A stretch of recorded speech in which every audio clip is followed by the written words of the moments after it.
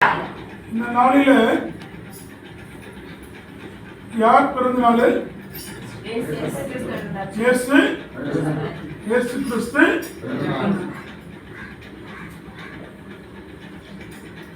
உலகத்துக்கு ரட்சிப்பை கொடுக்கிறவரு இந்த நாளில் அவரை நாம் எப்படி பார்க்கிறோம்? இன்றைக்கும் ஒரு குழந்தையாக பார்க்கிறோம். நமக்கு ஏஜ் ஆயிடுச்சு, நமக்கு பர்த்டே கொண்டாடுறது கிடையாது. ஆனா இயேசு கிறிஸ்துக்கு மட்டும்தான் இன்றைக்கு நம்ம பிறந்த நாளை கொண்டாடுறோம்னா அது எவ்வளவு பெரிய பாக்கியம் நமக்கு இல்ல? ஏன் அவரை மட்டும் நம்ம கொண்டாடுறோம்? நல்லா அது வகைந்து கொண்டாடி கழிப்புடன் சந்தோஷமாய் வீட்டில் நல்ல சாப்பாடு, ஆகாரம், கறி, மீன் இல்ல விசேஷமாய் பிரியாணி, ட்ரெஸ்ஸு எல்லாம் அழகா துணி அணிந்து கொண்டு பண்றோம். ஆலயத்துக்கு வரும். எவ்வளவு பேர் பாக்கி இருக்கு? ஏன்னா அவர் ஏன் இப்படிப்பட்ட இந்த நாளில் நாம அவரை மகிமையோடு கொண்டாடுகிறோம்னா நம்மளை மீட்டெடுத்தவர். அப்படிப்பட்டவரே மீட்டு எதிலிருந்து மீட்டு எடுத்தாரு? பாவத்திலிருந்து மீட்டு எடுத்தார், கஷ்டத்திலிருந்து, துன்பத்திலிருந்து. எவ்வளவு காரியம் சொல்லிக்கிட்டே போலாம். நிறைய பேர் பாதிக்கப்பட்டு நிலைமையில சாப்பிட முடியாம இருக்கின்ற நேரத்தில் கூட இயேசுவை ஏற்றுக்கொண்டு இருக்கும் போது அப்ப எல்லாமே கிடைக்குது. அதான் யோவான் சொல்லுது 3:14 சொல்லுது, தேவன் தம்முடைய ஒரே பேரான குமாரனை எவனோ அவன் கெட்டு போவாமல் நித்திய ஜீவனை அடையும்படி அவரை தந்தருளி இவ்வளவா உலகத்தில் அன்பு கூர்ந்தார். அவர் ஏற்றுக்கொண்ட அத்தனை பேருக்கும் அவர் யாரால் அவரை ஏற்றுக்கொள்கிறோமோ அத்தனை பேருக்கும் நிறைவான ஆசீர்வாதம் தான். ஒரு குறைன்றது இல்லை. உண்மையை மனதார ஏற்றுக்கொள்ளும் போது அவர் நம்ம மீட்கிறார், நம்ம தூக்குவார். ஒரு நாளும் நம்ம சீர்கெட்டு போனது கிடையாது. அது மட்டுமல்ல, நம்ம அன்றன்றுள்ள ஆதாரத்தையும் கடவுள் கட்டாயமா நமக்கு கொடுக்கிறார். அப்படிப்பட்ட நான் எந்த சூழ்நிலை இருந்தேன், எப்படி பாதிக்கப்பட்ட, எந்த வழியில இருந்தேன், ஆனா அவருடைய ஒரே குமாரனாகிய இயேசு கிறிஸ்துவை நான் விசுவாசித்தேன். அந்த விசுவாசத்தின் பிரகாரமா கடவுள் என்னை மீட்டெடுத்தாரு. அல்லேலூயா, அல்லேலூயா. மீட்டெடுத்ததுனாலதான் இயேசு பிறப்பு நாளை நம்ம சொந்தமாய் மகிமையோடு கொண்டாடுறார். என் அப்பா, என் தகப்பன், என்னுடைய இறைவன், என்னுடைய கடவுள், நான் கூப்பிட்ட மாத்திரத்திலேயே பதில் கொடுக்கிறவன். அதனால நான் அகம் மகிழ்ந்து களி கூறுவேன். சந்தோஷமான நாள். வெளிநாட்டுலாம் பார்த்தோம்னா வீட்டு எத்தனை லட்சக்கணக்கில் செலவு பண்ணுவாங்க இயேசுடைய பிறப்பு நாள். இன்னும் சில கிராமங்களில் பார்த்தீங்கன்னா அப்படியே லைட்டு, சீரியல் லைட்டு பயங்கரமா போட்டு ஆனந்தமாக இருக்கும். இன்னும் ஆந்திரா சைடு போனோம்னா ஒவ்வொரு கிராமத்துக்கும் ஒவ்வொரு தெருவுக்கும் லைட்டு, சீரியல் லைட்டு போட்டு ஆடி பாடி மகிழ்ந்து கலை கூறுவாங்க. அவ்வளவு மகிழ்ச்சியான காரியம் பாருங்க. ஏன் படிப்பறிவில்லாத இருந்த நான், வசதி இல்லாத இருந்த நான், குடும்பத்தில் பல சிச்சுவேஷன் இருந்த நான் கடவுளை கிராமத்தை மீட்டெடுத்தார். போன முறை நாங்கள் 7 தினமா வாழ்ந்து கொண்டிருந்தோம். நிறைய பேர் கிராமத்துக்கு பாருங்க, தண்ணி கேட்டு என்ன பண்ணுவாங்க? எது கொடுப்பாங்க? தண்ணி சொம்பளம் கொடுக்க மாட்டாங்க. சொம்பளம் கொடுத்தா எப்படி கொடுப்பாங்க? ஆனா நம்முடைய ஆண்டவர் மிஷனரி மூலமாய் அனுப்ப வைத்ததுனால இன்றைக்கு மிஷனரிகள் வந்து எத்தனை பேர் சத்தியத்தை அறிவித்து ஹாஸ்டல், ஸ்கூல், விடுதி, ஸ்கூல் மற்றும் மீட்டிங்கு, பெண்கள் ஐக்கிய மீட்டிங்கு, இதெல்லாம் வேதப்பாட அம்மாவெல்லாம் வருவாங்க. வருவாங்க இல்லையா? வந்துடுறாங்களா? வேதப்பாட அம்மா வந்துடுறாங்களா? நம்ம கிராமத்துக்கு வேதப்பாடம் வந்து நைட்டில் வேதப்பாடம் சொல்லிக் கொடுப்பாங்க. இப்படிப்பட்டதெல்லாம் செயல்படும் போது நல்லா கவனிங்க, இவங்கெல்லாம் வந்து சொல்லி கொடுத்து பிறகுதான் நம்ம என்ன பண்றோம்? மனதார இயேசுவை ஏற்றுக்கொண்டிருக்கிறோம். அல்லேலூயா, அல்லேலூயா. யாரை ஏற்றுக்கொண்டிருக்கிறோம்? இயேசுவை மனதார ஏற்றுக்கொண்டிருக்கிறோம். ஒருவேளை நம்ம இயேசுவை ஏற்றுக்கொள்ளாமல் அப்படியே நிலைமையில் இருந்தோம்னா இன்னும் நம்ம வேற மாதிரி ஒரு அடிமைதான் இருக்கு.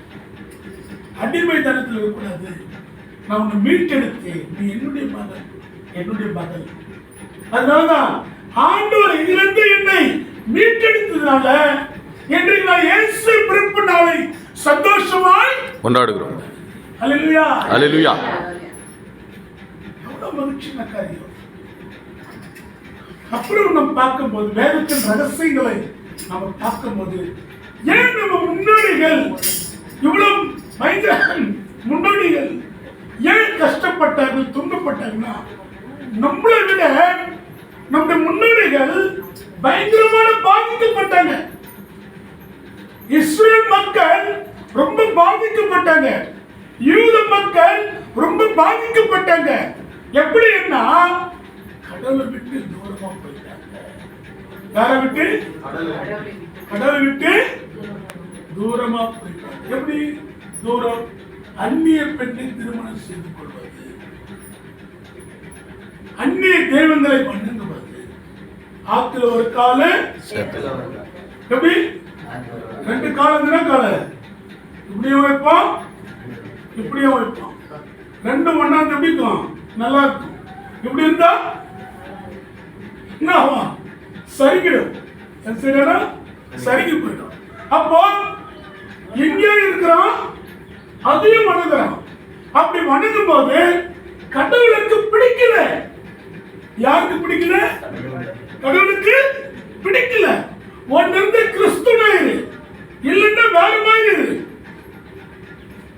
நீ எதுவுமே இல்லாம, அனல் இல்லாம, குளிர் இல்லாம இருந்தாங்க வந்து பண்ணணும், பாவண்டி எடுக்க முடியும். புரியுதா? அதனாலதான் கடவுள் சொல்றாரு, டேய் நான் உன்னை மீட்டெடுத்து கொண்டு வந்தேன், எகிப்திலிருந்து உன்னை மீட்டெடுத்து கொண்டு வந்தேன். அதாவது எகிப்திலிருந்து மீட்டெடுத்து கொண்டு வந்தேன்.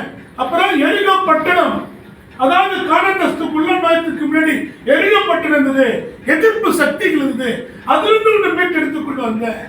யோர்தானை கடந்து வரும்போது உன்னை மீட்டெடுத்து கொண்டு வந்தேன். இவ்வளையும் மீட்டெடுத்து கொண்டு வந்தேன்.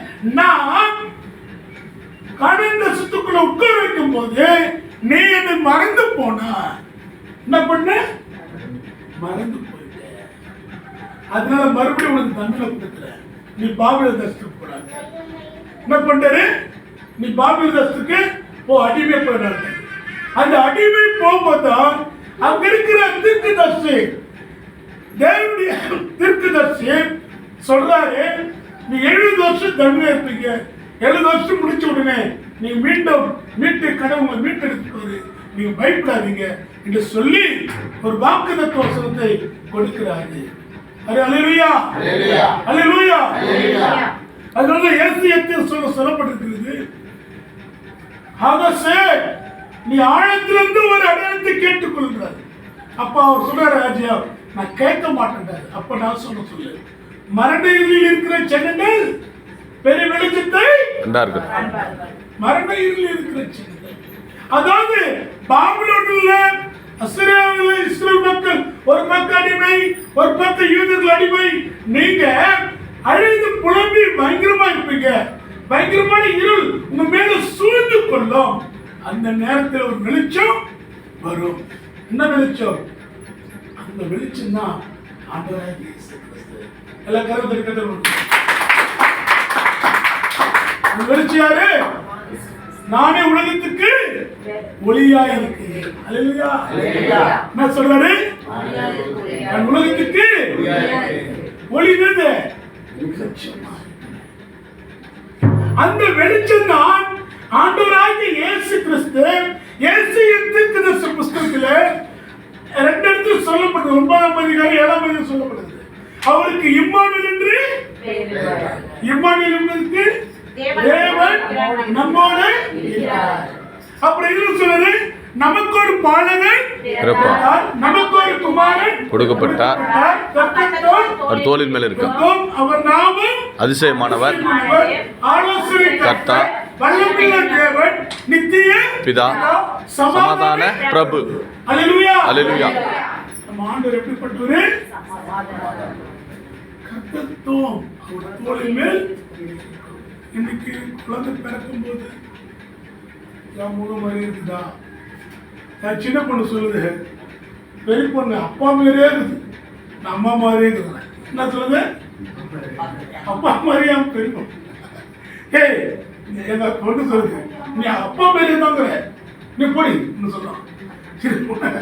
சின்ன பொண்ணு நான் அம்மா மாதிரி தான் இருந்தேன், செல்லமா சொல்லுது. ஒரு பொண்ணு பார்த்து சொல்ல, சும்மா ஐக்கியத்தில். அப்போ அந்த ரூபம், எந்த ரூபம்? அந்த ஷேப் கிடைக்கணும். ஒரு அளவு அந்த ரூபம் இல்லைன்னா நீ யாருங்க இன்னும் அவனை தப்பு பண்ணியும் சொல்றாங்க இல்லையா? சொல்லுமா, சமுதாயம் சொல்லுங்க இல்லையா? இந்த மூஞ்சி மாதிரி இல்லையே, இந்த மூஞ்சி மாதிரி இல்லையே, அப்படியே கை கட்டு சொல்றது நிறைய பேர். உண்மைதானே பாபு? சொல்ல பாபு அப்படி யோசிக்க. நல்லா கவனிங்க. அப்போ இந்த ரூபத்தை பார்க்கிறாங்க. அப்போ கர்த்தத்துவம் அவர் தோளின் மேல் இருக்கும்னா, அப்போ வேதம் வார்த்தைகள் உண்மையா சொல்லுது.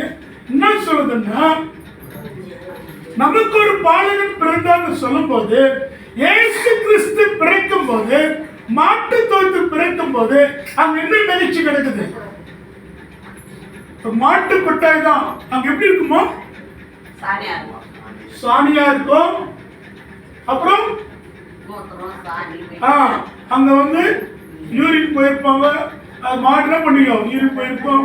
பல விதமா இருக்கிறதுல பயங்கர மோசமான நிலைமை இருக்கும்.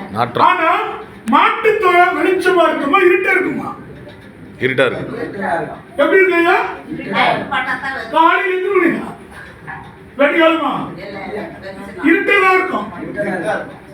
மாட்டு தொழுவம் இருட்டா இருக்கும். ஆனா இயேசு கிறிஸ்து, நல்லா கவனிங்க, இயேசு கிறிஸ்து பிறக்கும் போது அந்த இடம் முடிந்து எப்படி இருக்குது? வெளிச்சமா இருக்குது. என்ன இருக்குது? ரொம்ப ரொம்ப வெளிச்சமா இருக்குது. நல்லா கவனிக்கணும். ரொம்ப வெளிச்சமா. காரணம் என்ன? இயேசு கிறிஸ்து பிறந்த பிறகு ஒரு பக்கம் 3 வானசாஸ்திரிகள். எத்தனை சாஸ்திரிகள்? 3 வானசாஸ்திரிகள், மேய்ப்பர்கள், யோசேப்பு, மரியா, எல்லாமே பண்றாங்க. எல்லாமே ஒன்றா இருக்கிறாங்க. அந்த இடம் பிரகாசமா இருக்கிறது. அல்லேலூயா, அல்லேலூயா, அல்லேலூயா, அல்லேலூயா, அல்லேலூயா. அப்ப இயேசு கிறிஸ்து பிறந்த போது அந்த இடம் பிரகாசமா இருக்கிறது. அந்த இடம் பிரகாசம் இருக்கும் போது மேய்ப்பர்களுக்கு ஒரே சந்தோஷம், கொண்டாட்டம், மகிழ்ச்சி எல்லாமே கிடைக்கிறது. அல்லேலூயா, அல்லேலூயா. சரி, மேய்ப்பர்கள் வந்து மந்தையை வைத்துக் கொண்டு, ஆடுகளை வைத்துக் கொண்டு வயலில் என்ன பண்றாங்க? உட்கார்ந்து கொண்டிருக்கிறாங்க. நல்லா கவனிங்க. அந்த இடத்துல அவங்க எப்படி இருப்பாங்க? நல்லா போட்டு போட்டுருப்பாங்க. ஒரு போர்வன் போட்டுன்னு ஒரு பாதிரியா நின்று என்ன நடக்குது? பாம்பு வருமா, பூச்சி வருமா, பல்லி வருமா, என்ன வருமா, ஓனை வருமா, கரடி வருமா, புலி வருமா, சிங்கம் வருமா, பயந்துடுவாங்க. பயந்து நடிட்டு இருப்பாங்க. ஆனா முதல் நற்செய்தி தேவதூதன் மேய்ப்பர்களுக்கு அறிவித்தாரு. அல்லேலூயா, அல்லேலூயா. என்ன அறிவிக்கிறாரு?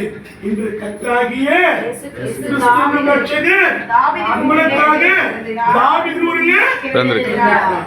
பிள்ளைகள் துணி சுற்றி முன்னே இருப்பதை இதுவே உங்களுக்கு அல்லேலூயா, அல்லேலூயா. அப்போ அந்த இடம் எப்படிப்பட்ட இடமா இருந்தது? அவங்க அறிவிக்கும் போது பயங்கரமாக வெளிச்சம். பிரகாசமான வெளிச்சம். மெய்ப்பர்கள் பயந்து போடுங்க. இது போல வெளிச்சம் இன்னுமே இல்லை. பயங்கரமா நல்ல வெளிச்சமா இருக்கிறது, மகிழ்ச்சியா இருக்கிறது என்று சொல்லி அப்போ இந்த வெளிச்சம் வந்த உடனே அவங்க நம்பினாங்க. அப்போ ஒரு ராஜா பிறந்திருக்கிறாரு, ஒரு ராஜா பிறந்திருக்கிறாரு. அந்த ராஜா யாருன்னா நம்முடைய ஆண்டவராகிய இயேசு கிறிஸ்து. அல்லேலூயா, அல்லேலூயா. பாரு, அதனாலதான் உண்மையாகவே நல்லா கவனிச்சு பாருங்க. மீகா தீர்க்க சொல்றாரு, ஏசாயா அவர் எங்க பிறப்பாரு? பெத்லகேமில் தான். 1000ங்களுக்குள்ள சிறுவனாய் இருக்கிறவர், 1000 பல ஆயிரங்களுக்குள்ள சிறுவனாய் இருக்கிறவர் தான் நம்முடைய ஆண்டவராகிய இயேசு கிறிஸ்து. அந்த விதை ஆண்டவராகிய இயேசு கிறிஸ்து. பெத்லகேம் என்பது உலகத்தில் மத்தியில் இருக்கிற இடம். அல்லேலூயா. எந்த இடம்? உலகத்தில் இருக்கிற மத்தியில் சென்ட்ரல் பிளேஸ். இந்த நாளுக்கு நாள் இருக்குல்ல, சென்ட்ரல் பிளேஸ் இது, நடு சென்டர், அந்த இடம் தான் பெத்லகேம். அல்லேலூயா. எல்லாம் கர்த்தரை கத்தப்படுது. அந்த இடத்தில் தான் நம்முடைய ஆண்டவராகிய இயேசு கிறிஸ்து பிறக்கிறார். பாருங்க எவ்வளவு பெரிய மகிழ்ச்சி பாருங்க. இப்படி கர்த்தருடைய சத்தியம், கர்த்தருடைய மகிமை, கர்த்தருடைய பிரசன்னம் நம் மத்தியில வருகிறது.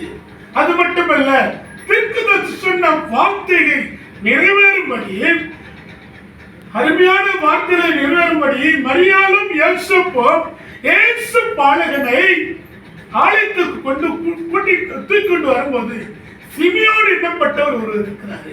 அவர் தீர்க்கதரிசி, நீதி உள்ளவர். அவர் என்ன சொல்றாருன்னா, நான் கடவுளை பார்த்த பிறகுதான் நான் உயிர் விடுவேன். யாரை பார்த்த பிறகு? என் கடவுளை நான் பார்த்த பிறகுதான் உயிரோட போறேன்னு காத்திருக்கிறேன். எல்லாரும் வயசாச்சவருக்கு என்னடா இப்படி சொல்ற நிறைய பேர் நினைக்கலாம். ஆனா ஒரு விசுவாசம் பெரியது. நீ விசுவாசித்தால் தேவனுடைய மகிமை காண்பாய், தேவனுடைய மகிமையை காண்பாய். அல்லேலூயா, அல்லேலூயா, அல்லேலூயா. நீ விசுவாசித்தால் தேவனுடைய மகிமை காண்பாய். அப்போ என்னென்ன விசுவாசிக்கிறியோ அப்ப தேவனுடைய மகிமை என்ன பண்ணுவீங்க? இல்ல எத்தனை பேருக்கு எவ்வளவு வியாதி வந்திருக்கும், எவ்வளவு கஷ்டம் வந்திருக்கும், துன்பம் வந்திருக்கும், இருந்தாலும் சாதிக்கணும். நான் கடவுளை விசுவாசிக்கிறேன், கடவுளை என்னை தூக்குவாரு, கடவுளை பலப்படுத்துவாரு. என்னை பலப்படுத்துற கிறிஸ்துனாலே எல்லாவற்றையும் செய்ய எனக்கு பலன் உண்டு. இந்த சிமியோன் காத்திருந்தார். அருமையானவர்களே, இந்த வருடம் ஜனவரி மாதம் முதல் 2வது வாரத்தில் மனைவிக்கு ரொம்ப கொஞ்சம் சீரியஸா ஆச்சு. இந்த லென்ஸ் பாதிக்கப்பட்டது. பெரிய கட்டின்னு சொல்லிட்டாங்க டாக்டர்லாம். இந்த கட்டியை தீராது முடியாது சொல்லி பயங்கரமா ரொம்ப கொலஸ்ட்ரால் பண்ணிட்டாங்க. என்ன நான் என்ன பண்ணேன், ஹாஸ்பிட்டல் வீடு சுற்றி கொண்டு இருக்கும் போது அந்த டவுல் எடுத்துக்கிட்டேன். அது எது பண்ணும்போது என்னாச்சுன்னா நல்லா கவனிக்கணும். அப்போ என் மனைவிக்கு ஹாஸ்பிட்டல் போகும்போது 20 வருஷம் வேலை செஞ்சிருந்தாங்க. கூட வேலை செய்யறவங்களே என் மனைவி பார்க்கல. யார் பார்க்கல? கூட வேலை செய்யறவங்களே என் மனைவி அப்ப என்ன இன்ஃபெக்ஷன் ஆயிடும், ஏதோ ஒட்டிக்கு போயிட பயந்து போயிட்டாங்க. அப்போ நான் என்ன பண்ணேன், என்னடா இதுன்னு சொல்லி ஜாம் பண்ணிட்டு நான் நார்மலா போயிட்டு வந்திருந்தேன். டாக்டர் சொல்லிட்டேன், ஒரு வேலை ஆப்ரேஷன் பண்ணணும், ஒரு வேலை என்ன நடக்குன்னு தெரியாது ஐயா, போங்க ஐயான்னு சொல்லிட்டாரு. அவன் பேசுறதுதான் கிளினிக் கேட்குது. நானும் மனசு வச்சு நான் வந்துட்டேன். அப்படி வரும்போது திடீர்னு எனக்குள்ள பயாப்சி எடுத்தாங்க, ஒரு இன்ஜெக்ஷன் போட்டு எடுத்தாங்க. அதெல்லாம் ரிசல்ட் எல்லாமே தெரியும், அதுதான் ஃபைனல் ஸ்டேஜ்னு சொல்லிட்டாங்க. அதில் பார்த்த உடனே ஒன்று ஆப்ரேஷன் பண்ணுறதா என்ன பண்ணுறதுன்னு தெரியும்.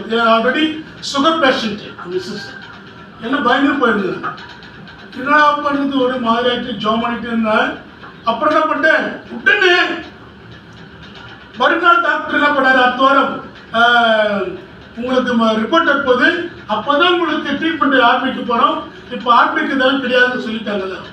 அப்போ நான் என்ன பண்ணேன், மனைவி ஹாஸ்பிட்டல் இருக்கும்போது மாடி மேலே ஏறி துணிகளை காயப்படும் போது என் மனைவியுடைய துணிகளை வாஷிங் மிஷினில் காயப்படும் போது அப்போ சிலுவையின் மரத்தை சிலுவையினுடைய காட்சியை நான் பார்த்து ஓன அழுது புலம்பின ஓன கதறி அழும்போது என்னாச்சுன்னா ஆண்டோடைய சிறுவினால எத்தனோ பேருக்கு சுகம் பெற்றுகிறாய் ஆண்டவரே, ஆனா என் மனைவிக்கு நீ தான் சுகம் நான் உன்னை விசுவாசிக்கிறேன் சொல்லி ஓன அழுதுட்டு மறுநாள் காலை டாக்டர்னு போறோம். டாக்டர் பார்க்குறாங்க, முன்ன ஸ்கேன்ல பெரிய கட்டி ஒன்றும் முடியாதுன்னு சொல்லியிருந்தவங்க அந்த ஸ்கேன் பார்த்த உடனே உங்க மனைவிக்கு ஒண்ணுமே இல்லைன்னு சொல்லிட்டாங்க. என்ன சொல்றாரு? மிஸ்ஸஸுக்கு ஒண்ணுமே எல்லாமே இன்றைக்கும் இயேசு, இன்றைக்கும் கடவுள், நம்மளை நேசிக்கிற தெய்வம் இன்றைக்கும் வாழ்ந்து கொண்டிருக்கிறார். இன்றைக்கும் நம் விசுவாசம் வைக்கணும்.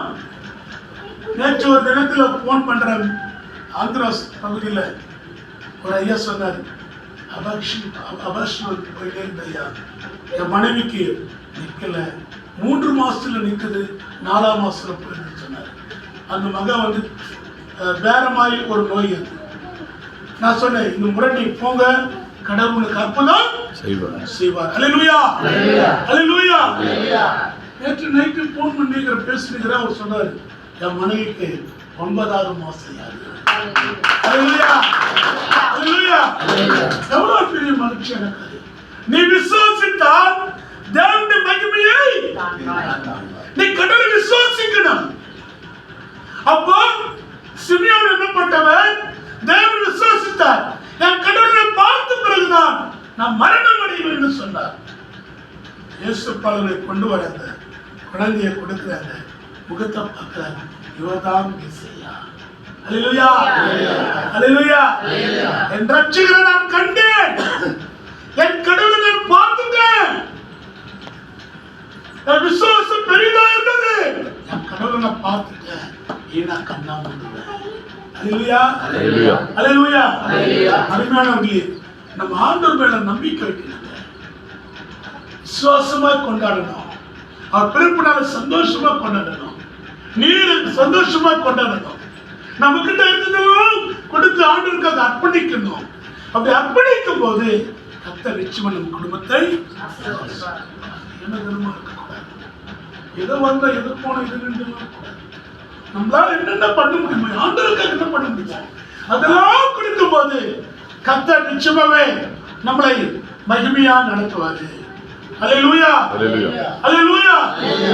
பாரு, இன்னொரு காரியம் சொல்லி கொடுக்கிறேன். ஆதியிலே ஒரு வார்த்தை இருந்தது, அந்த வார்த்தை அது யோபனின் சுவிசேஷம் 1ஆம் அதிகாரம் 14ஆம் வசனம். அந்த வார்த்தை மாம்சமாகி கிருபையினாலும் சத்தியத்தினாலும் நிறைந்தவராய் நமக்குள்ளே வாசம் பண்ணுகிறார். அல்லேலூயா. அந்த வார்த்தை தான் மாம்சமாகிவிட்டது. இயேசு பிதாவுடைய சித்தத்தின்படிதான் ஆண்டவர் கன்னி மறுபடி வயிற்றில குழந்தையாக மாம்சமாக வருகிறார். அல்லேலூயா, அல்லேலூயா. எடுத்துக்காட்ட பார்க்கும்போது 1 தீமோத்தேயுல 3ஆம் அதிகாரம் 16ஆம் வசனத்துல நீங்க படிச்சு பார்த்தீங்கன்னா அவர் எதுல வந்தாருன்னா மாம்சத்தில் வெளிப்பட்டார். எதுல வெளிப்பட்டாரு? மாம்சத்துல. படிச்சு பாருங்க அந்த வசனம் மட்டும் படிங்க. 3ஆம் அதிகாரம் 16ஆம் வசனம்.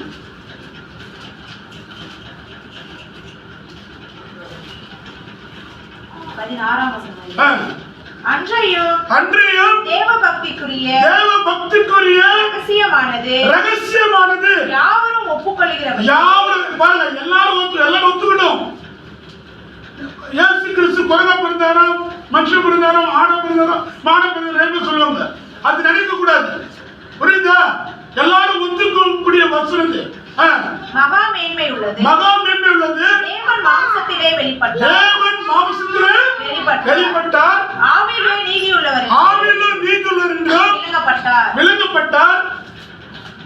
தேவதூதர்களால் காணப்பட்டார். புற ஜாதிகளிடத்தில் பிரசங்கிக்கப்பட்டார். உலகத்திலே விசுவாசிக்கப்பட்டார். மகிமையிலே எடுத்துக் கொள்ளப்பட்டார். அல்லேலூயா. அவர் பிரசுரம் பண்ணாரு, அநேக மக்களுக்கு நன்மை செய்தாரு, அற்புதம் செய்தாரு, மாம்சத்துல வெளிப்பட்டார். அல்லேலூயா. அல்லேலூயா. இன்றைக்கு நாமளும் சாட்சியாக வாழ்ந்து கொண்டிருக்கிறோம். அப்படிப்பட்ட ரட்சகரை, அப்படிப்பட்ட மீட்பரை நம்ம ஆண்டவராகிய இயேசு கிறிஸ்து இன்றைக்கு பிறந்த நாளில அகமகிழ்ந்து களி கூர்ந்து நம் கடவுளை ஆசீர்வாதமா ஏற்றுக்கொண்டு அவருக்காக ஒப்பு கொடுக்கிற பிள்ளைகளா வாழ வேண்டும். அல்லேலூயா. மத்தேயு சுவிசேஷம் சொல்கிறது 1ஆம் அதிகாரத்துல 21 வசனத்தை படி பார்க்கலாம். மத்தேயு 1ஆம் 21 வசனம். அவர் ஒரு குமாரனை பெறுவார். அவருக்கு இயேசு என்று பெயரிடுகிறார். ஏனெனில் அவர் தமது ஜனங்களின் பாவங்களை நீக்கி அவர்களை ரட்சிப்பார் என்றார். அல்லேலூயா. நம்மள பேர் வச்சோம் சொல்லுங்க. ஏரோது பேர் வச்சாரு. அந்நாட்டில் இருந்த ராஜா அவர் இயேசுன்னு பேர் வச்சாரா? சொல்லுங்க. இயேசு யார் பேர் வைக்கல? யார் பேர் வச்சது? கடவுளே பேர் வச்சாரு. யார் பேர் வச்சது? கடவுளே தேவ தூதர்கள் மூலமா பெயர் சொல்றாரு. இவருக்கு இயேசு என்று இயேசு என்பதுக்கு இயேசுன்னா ரட்சிக்கிறவரே. இயேசுன்னா பாவங்களை நீக்கிறவரே. உன் பாவத்தையும் நீ செஞ்ச 7 ஜென்மன்றல்ல, இந்த பாவத்தை பண்ண போதும் ஒரு முடிவுக்காக சொல்லும். நம்ம சொல்லு 7 ஜென்மமான பிடிச்சிட்டு 7 ஜென்மமான பிடிச்சிட்டு நீ அதை பண்ணு இதை பண்ணு 5000 கூட 10,000 கூட ஆடு விட்டு கோயில் விட்டு மாடு விட்டு அத்தட்டுன்னு சொல்லுவோம். ஆனா இயேசு சொல்றாரு, இயேசு பிறந்த உடனே நற்செய்தி மூலமா எல்லாருடைய பாவத்தையும் சுமப்பாரு, எல்லாருடைய பாவங்களையும் நீக்குவாரு. அவருக்கு இயேசு என்று பெயரிடுகிறாரு. அல்லேலூயா. அல்லேலூயா. அதுதான் இயேசு. கிறிஸ்து தெரியுமா? அபிஷேகம். கிறிஸ்து என்றால் அபிஷேகம். அவர் அபிஷேகம் பெற்றாரு. கிறிஸ்துவவர் உனக்காக எனக்காக இயேசு கிறிஸ்துன்னு சொல்லிடும். அவர் உனக்காக எனக்காக பாடுபட்டு சிலுவையில அறையப்பட்டு 3 நாள் இதுவரை எந்த கிடையாது செத்து உயிரோடு இருக்கிறா சொல்லுங்க. நிறைய பேர் பார்க்கிறோம் ஊர்ல 365 நாளும் ஒரு வருஷத்தினாலுமா 365 நாளும் அவங்களுக்கு பண்டிகை இருக்குது. ஆனா நமக்கு எத்தனை பண்டிகை? ஒரே பண்டிகை இல்ல. கிறிஸ்துமஸ், நியூ இயர், ஈஸ்டர், அப்படியே மரிச்ச நாள், குட் ஃப்ரைடே, 4 நாள் பண்டிகை தான் நமக்கு பண்டிகை. ஆனா அவங்களுக்கு எத்தனை நாள்? 365 நாளும் இருக்குது. எதென்ன பண்றது நம்மளே பாருங்க. அதனால உண்மையான ரட்சகர், உண்மையான மீட்பன், உண்மையான கடவுள், உண்மையான தெய்வம், உண்மையான பிறப்பு நாள் நம்ம ஆண்டவராகிய இயேசு கிறிஸ்து. அதனால நீங்க உண்மையா ஏற்றுக்கொள்ளுங்க. கடவுள் உண்மையா நமக்காக பிறந்திருக்கிறாரு, நம் குடும்பத்தில் பிறந்திருக்கிறாரு, நம் இல்லத்தில் பிறந்திருக்கிறாரு. அந்த நாட்டுல நல்லா சந்தோஷமா கொண்டாடுங்க. நல்லா கறி, மீன், முட்டை எல்லாம் எடுத்து சாப்பிட்டு சந்தோஷமா 4 பேருக்கு கொடுங்க. மகிழ்ச்சியா இருங்க. கடவுள் உங்களை ஆசீர்வதிப்பார். கர்த்தர் திருவசனத்தை ஆசீர்வதித்து இந்த பட்டாது கிராமத்துல கர்த்தர் மேன்மேலும் மக்கள் ஆசீர்வாதமா இருக்குன்னு சொல்லி நான் ஜெபித்துக் கொள்கிறேன். கர்த்தர் உங்களை வாய் நடத்துவதாக. God bless you. Wish happy Christmas. எல்லாரும் நன்றி.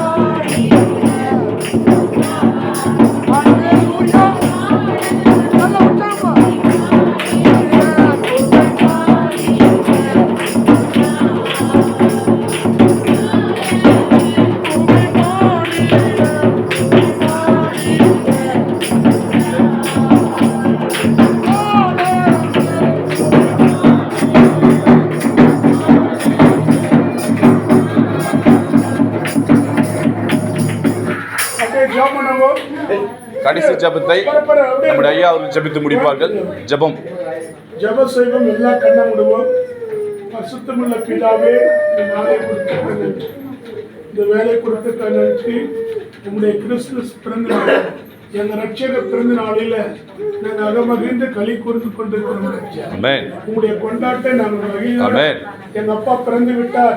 இந்த ஆண்டு முழுவதும், வருகின்ற ஆண்டு முழுவதும் எங்களை எங்க அப்பா காப்பாற்றுவார் என்ற நம்பிக்கையோடு காத்திருக்கிறோம். அப்பா, எங்களை ஒவ்வொரு பிள்ளைகளையும் ஒவ்வொருவரும் நீர் ஆசீர்வதியும். ஒவ்வொரு குடும்பத்திலும் எந்த கவலைகள், பாரங்கள், நீக்கப்படும். நீர் அற்புதம் செய்வதற்காக ஸ்தோத்திரம், அடையாளம் செய்வதற்காக ஸ்தோத்திரம். அப்பா, இம்மானுவேல் தேவன் நம்மோடு கூட இருக்கிறார் என்று சொன்ன வாக்குத்தத்த வசனத்தின்படி அப்பா, நீரே இம்மானுவேலா இருந்து என் ஊரை நீ காப்பாற்றி, என் ஊரை நீ காப்பாற்றி, என் ஊரை நீ பாதுகாக்கும்படி உதவி செய்ய. நீர் அப்படி செய்வதற்காக ஸ்தோத்திரம். இந்த காஞ்சிபுரம் மாவட்டத்துல தொட்டாக்கு கிராமத்துல நாங்க ஒன்று கூடி இப்படி பிறந்த நாளை கொண்டாடி கொண்டிருக்கிறோம். ராஜா, நீர் என்னோடு கூட இருப்பதற்காக ஸ்தோத்திரம். ஆசீர்வதியும், ஒவ்வொரு குடும்பத்தையும் ஆசீர்வதியும். குறையெல்லாம் நீக்கப்படும். நல்ல டிரெஸ், துணிமணிகள், சாப்பாடு எல்லாமே நீ கொடுத்து ஆசீர்வதியும். எல்லாத்தையும் எங்கள் அருமனாக மீட்பனாக இயேசு கிறிஸ்துவின் நாமத்தினால கேட்கிறோம் ஜீவனுள்ள தகப்பனே. ஆமென். நாங்கள் சேர்ந்து சொல்வோம். பரமனின் பிதாவே, உம்முடைய நாமம் பரிசுத்தப்படுவதாக, ராஜ்யம் வருவதாக, உம்முடைய சித்தம் பரமண்டலத்திலே செய்யப்படுவதாக, பூமியிலும் செய்யப்படுவதாக. அது வேண்டிய ஆதரத்தை எங்களுக்கு தார். எங்களுடைய குற்றம் செய்து நாங்கள் மன்னிக்கிறது போல எங்கள் பாவம் மன்னித்தருது. எங்களுடைய சோதனை பரிசுத்தம் ரசித்துக் கொள்ளும். ராஜ்யம் வல்லமை மகிமை கொண்டுகளே. ஆமென். அனைவரும் சேர்ந்து சொல்லுவோம். என் ஆத்துமாவே கர்த்தரை ஸ்தோத்திரி, என் மேலுமே பரிசுத்த நாமத்தை ஸ்தோத்திரி. என் ஆத்துமாவே கர்த்தரை ஸ்தோத்திரி, கர்த்தர் சர்வம் வருவாதே. ஆமென். ஆபிரகாம் தேவன், ஈசாக்கின் தேவன், யாக்கோபின் தேவன், எங்கள் ரட்சகர் பிறந்த நாளில் நாங்கள் அகமகிழ்ந்து களி கூறுகிறோம். எங்கள் கிராம மக்கள், திருச்சி மக்கள், எங்கள் நண்பர்கள், பெரியவர்கள், சிறுவர்கள், எங்கள் தாய்மார்கள் அனைவரும் நாங்கள் பிறப்பு நாளில் கொண்டாடி மகிழப்படியாது. எங்களோடு கூட இன்று முதல் என்றும் சதா காலங்களிலும் நீடித்து நிற்கிறது காப்பாராக. ஆமென். அல்லேலூயா, அல்லேலூயா, அல்லேலூயா, அல்லேலூயா, அல்லேலூயா, அல்லேலூயா, அல்லேலூயா, அல்லேலூயா, அல்லேலூயா, அல்லேலூயா, அல்லேலூயா, அல்லேலூயா, அல்லேலூயா, அல்லேலூயா, அல்லேலூயா. God bless you. கர்த்தர் உங்களை ஆசீர்வதிப்பார். அனைவருக்கும் கிறிஸ்துமஸ் புத்தாண்டு வாழ்த்துக்கள். சார்பிலே ஐயாவை நாங்கள் வாழ்த்துகிறோம். ஐயாவுக்கு நாளைக்கு சார்பில் ஒரு வெகுமதி அவருக்கு நாம் அளிப்போம். இந்த நாளுக்கு பிறகு நம்ம கீழே அவர் வந்திருப்பது அனைவருக்கும் மகிழ்ச்சி. கூப்பிட்ட குரலுக்கு அவருடைய நற்செய்தி அறிவித்து நமக்கு கிறிஸ்துமஸ் தெரிவிப்பது மகிழ்ச்சி. God bless you. ஐயாவுக்கு கிறிஸ்துமஸ் புத்தாண்டு வாழ்த்துக்களை நாங்கள் திருச்சபை சார்ந்து தெரிவித்துக் கொள்கிறோம். நன்றி. அனைவருக்கும் கிறிஸ்துமஸ் புத்தாண்டு வாழ்த்துக்கள். கொடுங்கம்மா, ஸ்நாக்ஸ்லாம் கொடுங்க. காணிக்க